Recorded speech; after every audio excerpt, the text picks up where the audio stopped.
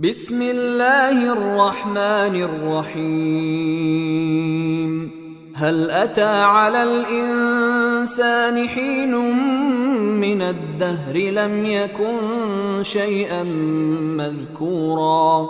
إنا خلقنا الإنسان من نطفة أمشاج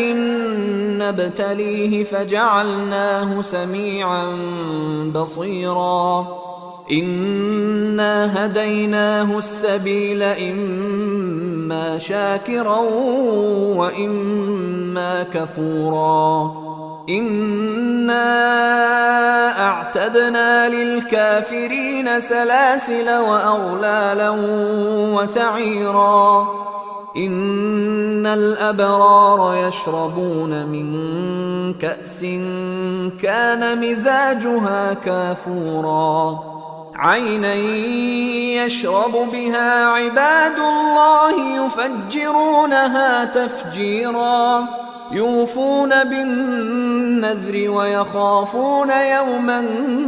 كان شره مستطيرا ويطعمون الطعام على حبه مسكينا ويتيما وأسيرا إنما نطعمكم لوجه الله لا نريد منكم جزاء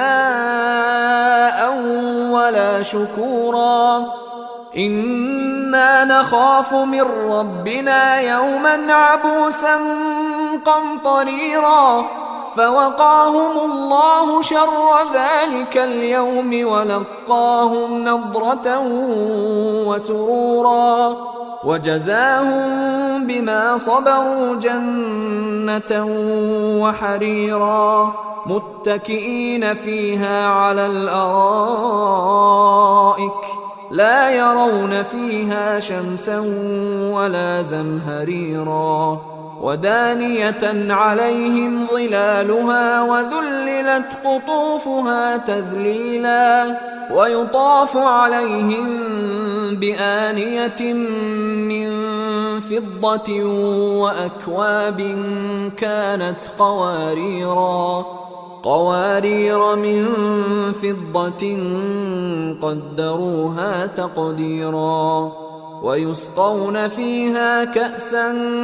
كان مزاجها زنجبيلا عينا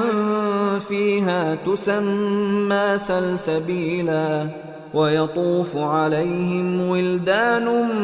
مخلدون إذا رأيتهم حسبتهم لؤلؤا منثورا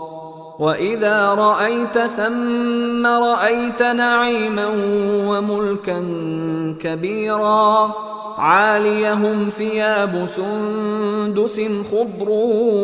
واستبرق وحلوا أساور من فضة وسقاهم ربهم شرابا طهورا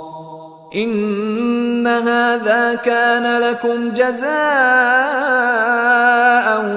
وكان سعيكم مشكورا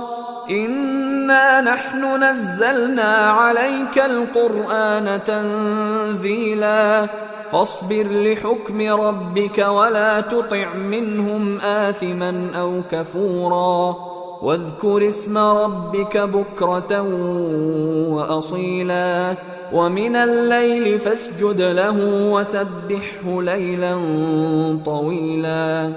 إن هؤلاء يحبون العاجلة ويذرون وراءهم يوما ثقيلا نحن خلقناهم وشددنا أسرهم وإذا شئنا بدلنا أمثالهم تبديلا إن هذه تذكرة فمن شاء اتخذ إلى ربه سبيلا وما تشاءون إلا أن يشاء الله إن الله كان عليما حكيما يدخل من يشاء في رحمته والظالمين أعد لهم عذابا أليما.